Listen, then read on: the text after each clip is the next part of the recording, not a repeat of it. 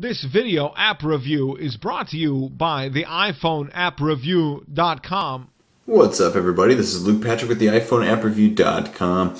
Today we're slinging on yet another video review, this time taking a look at an iPad and iPhone universal application called Traffic Racer that's been booted up and ready to go right here in front of us. The app does come with Game Center and leaderboard integration, as well as Facebook and Twitter, which means you can brag, boast, and otherwise post your high scores in about as many different places as you could possibly want. It's also got a couple settings that we're going to mention very quickly. Of course, we do have music and sound turned off just because it makes it easier to hear us. You've also got the option to swap between tilt and touch controls. We are doing touch just because we need to keep the iPad stationary, and that's much easier. However, the tilt is really nice because then it's sort of like a steering wheel. We're going to go ahead and just jump into this and show you how it works. Essentially, the app is like any other street racer, although it does what it does extremely well. You'll get a car, of which there are quite a few different varieties. You can see them all here. None of them are just super, they're not the Uber cars, so to speak, so you're not going to have to worry about imbalances there.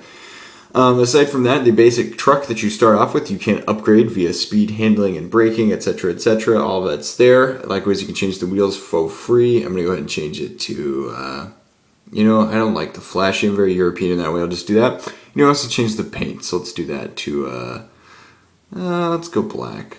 Maybe gray. Nah, black sounds good. Green, whatever. Either way, once you've done that, you get a selection of 3 different game modes. You've got Endless, which is as simple as it sounds. You go until you actually smash, and then you're knocked out of the race. Time Trial, which gives you a set amount of time to see how far you can go. And then Free Ride inserts Foghat reference here. Or, excuse me, Edgar Winter. What am I thinking? Winter Group. Okay, that aside, you've got 3 different locations as well. You've got Suburb, Desert, and Snowy. My favorite is the Desert, being from the west, but also Snowy is nice, and Suburb is actually quite pleasant, so that's where we're going to go now. You've got basic controls. You've got arrows to control the direction that the car is going in. You've got a gas pedal here. You've also got a brake right there. It's very simple, and as you can see, my kilometers per hour is going is ramping ahead, excuse me. And once you've actually passed the 100 kilometers an hour mark, you will begin to be able to pass cars. So this means that I can slide past any of these cars to get an added bonus. This encourages reckless driving, obviously, and this is not something that we want to encourage you to do while you're out on the road yourself. But within the confines of the app, it's actually quite helpful because it gets you bonus cash and bonus points. And of course, if you happen to slam into another car like that, it's not going to end well. So we're going to keep doing that, and obviously the more cars that you can pass, the higher the points that you will get.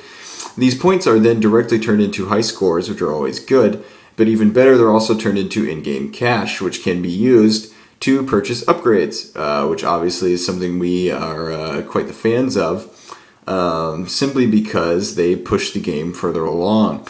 In this way, you can upgrade the speed, you can upgrade the handling, you can do various other upgrades to basically improve the game in every possible way, which is important to us because, to be honest, our only concern with the app is, in fact, its replay value.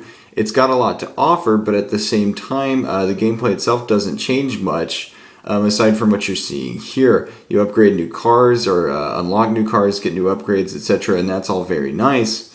But there's not much added to this other than my own abject failure. Thankfully, the game itself is pretty addictive, which we appreciate. Likewise, the number of cars is good, though we do think it takes a little too long to actually unlock them. As you can see, I'm earning about $500 there, and the next car will actually cost me $7,500, so that's quite a jump. You can buy cash via in-app, but we don't think you should have to do that for a game. Then again, the app does only cost a solid $1 in the App Store, which makes it an absolute value no matter how you slice it, especially if you're a fan of these kind of games, which we are. So what does all that mean for Traffic Racer? At the end of the day, it means that it's a gorgeous application with a lot of fun behind it and a very addictive platform. As future updates continue to bring along new content, we have our highest hopes pinned on this app, which means it gets a solid 3.5 out of 5-star rating from us here at the iPhone appreview.com. And that is all we have to say about it to this point. I'm going to go ahead and sign out, but we will see you guys later. Bye.